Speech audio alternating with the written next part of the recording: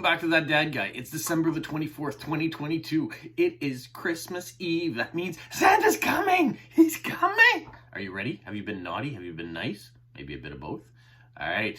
I hope you're ready for this because tomorrow's the day we've all been gearing up for. We've been shopping. We've been baking. We've been working hard to have this weekend of rest, this extra long weekend for some of us. So hopefully you're having a good time. Now, today, though, is That Dad Guy Answers. I've got a few questions. I am glad I got a few questions. Some of them came in later yesterday, and until that point, I didn't have anything really. So I'm glad that a few more came in. Actually, I think I had one. But so let's get to the questions that you guys have asked.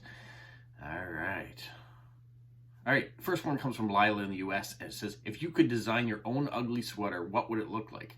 I thought, wow, this is a really good question. I don't know how I go about designing one, but the first image that popped to mind would be having an image of Polo the Hedgehog on the sweater. I would have him wearing a That Dad Guy t-shirt, and I would have him with a Santa hat on, and then I would have his quills, because he'd be side profile, his quills hanging off in string or fabric of some sort to make it kind of 3D and fluffy, and have those with light up lights around them so it looked like he was all tangled in the light strings. And I think that's what my ugly Christmas sweater would look like this year. If ever it could be designed, that's, I think, the way it would go. What do you think? Would you buy an ugly Christmas sweater that looked like that had the image of Polo all wrapped up in lights with his Santa hat on and his That Dad Guy t-shirt on? Hey, thanks, Lila. I really like that one. It gave me something to think about. My next question comes from Wendy here in town, and she says, what about plastics? Are you slowly eliminating them when possible? All right, so this is a continuation of her question last week that said kind of, what are you doing? Environmentalist question, what are you doing in order to protect the environment? So when it comes to plastics, here in Canada, and specifically, or we're going to talk about here in the greater Moncton area, they are trying to do away with a lot of plastics.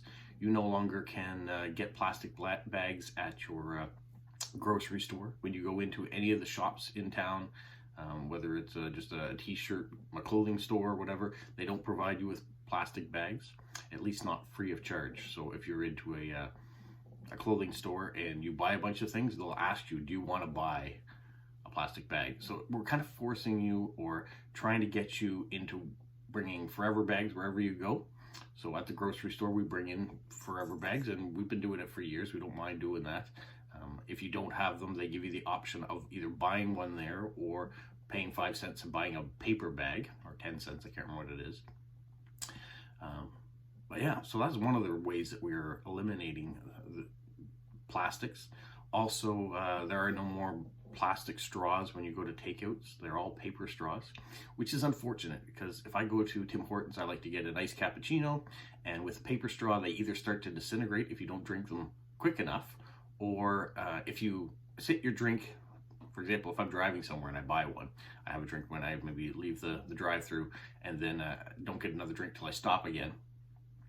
And so the ice cap inside of it, if it gets inside the straw, it's going to freeze and the liquid can't pass through it at that point in time. So it's very hard. I would much rather take the drink home and get a metal straw from home, because we do have some metal straws here. People always say, put metal straws in the car, take them with you.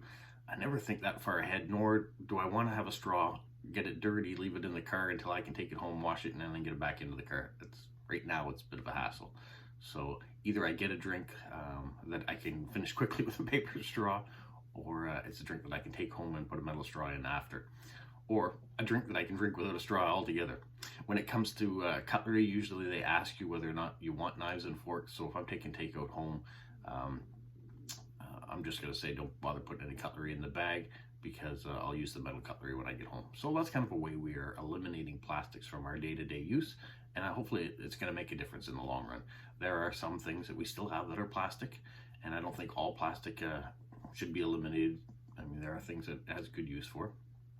Even the forever bags that we have, they have plastic in them. They just are things that you're reusing over and over again rather than a disposable bag, which we used to take those disposable plastic bags, and when we had a dog, they would be our elimination bags when we go on walks, so they were good for that purpose.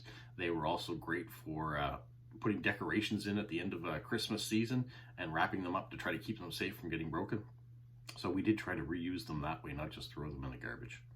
All right, thanks, Wendy, for that question. Very thought-provoking and made me think of all the different ways that we try to get rid of plastics these days. All right, my last couple of questions come from Sam in the United States, and she says, do you have a favorite Christmas movie? Yeah, my favorite Christmas movie is Elf with Will Ferrell. I know it's more of a modern movie and people always tend to go back towards the older ones, but Elf makes me laugh every time I watch it. We watch it every year. I've already watched it once. I probably will watch it again. The scene where he puts the star on the top of the tree and jumps off the couch makes me laugh every time. It's my favorite scene. When you have spaghetti, don't you just need to have be Canadian, have maple syrup with you when you're going to have spaghetti? Who doesn't want spaghetti as one of, or maple syrup as one of the food groups? So yeah, Elf is my favorite Christmas movie, and Will Ferrell is hilarious in it. This year, we did watch Spirited, which is the new Ryan Reynolds, Will Ferrell movie, and it was really good too. So it's probably one of those ones that I would watch over and over again. You have to like musicals, but it's a funny musical. If you listen to the words that they're singing and what they're singing about, it's hilarious. It's not as PG as Elf was, but that's all right.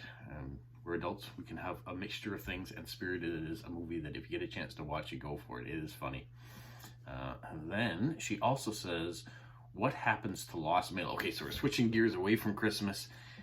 What happens to lost mail, meaning how does it get lost in the first place, and where does it go, and can the sender recipient ever retrieve it?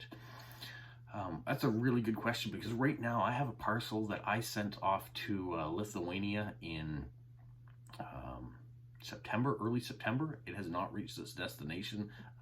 I'm very sad about that. It had my return address on it. It had the sender's address on it, proper postage. It doesn't have tracking. It wasn't a parcel that I insured, and it was my mistake. I probably should have put insurance on it. I've never had to in the past. I've never had the problem of my parcel never reaching its destination. I've mailed to this person before and it's gotten there. Sometimes it just takes longer, and it may still reach its destination. But let's just say the address on the front got wet somewhere in transition. Maybe it came across a snowstorm or rain, and the marker or pen that I used ran on it, so they couldn't read the address anymore. Well, maybe they couldn't read the return address either, which is a possibility because it's done with the same marker or the same ink. So if both the sender's information and recipient's information is unclear or gets damaged somehow, it goes to lost mail. So we have a place here, Canada Post, where all the mail goes to. And you said, can a recipient ever retrieve it? I don't know that they can, because how do you get something that no one can read what it is? If it had a clear return address, it would just go back to the person that sent it. If it had a clear sender's address, it would get to the person that sent it. That's the problem with lost mail. If it gets damaged to a point where you can't tell who sent it or who's supposed to get it, it just goes to kind of a bin area. And I know we have, like, if people send, companies send off mass mailings of, say, socks or pens or something that happens this time of year, and people that get it say, no, we don't want it, and they say return to sender. Sometimes there's no return address on those, so they just come back, we rip open the envelopes, we throw away the original packaging, and then we put, if there's a free gift of pens, socks and stuff, we put them aside, and then the pens can be used by whoever needs an extra pen, and the socks sometimes go to a charitable organization, so they can be used. But it all depends on what's inside of it. Calendars sometimes pile up, and people take calendars if they need them. But regular mail, they go to a storage facility that has all that stuff. All right, I hope that answers the question. I know it was a little bit long and drawn out on it, but yeah, that's what happens. And I'm very concerned about the parcel that I sent. Where is it going to end up? Now, sometimes they do get stolen. So that does happen too. You go and you drop a parcel off at somebody's front steps of their house, and someone drives along and picks it up and takes it away. So that happens. So maybe that it has been delivered to its destination, or maybe it was delivered to the wrong destination. I, as a mailman, have done that too. Someone's address may have been 143 and I accidentally put it at 141. That happens with people's addresses on their houses. Sometimes people don't have their number of their house clearly marked, or not marked at all, and you kind of have to guess, okay, this house was this and this house was that.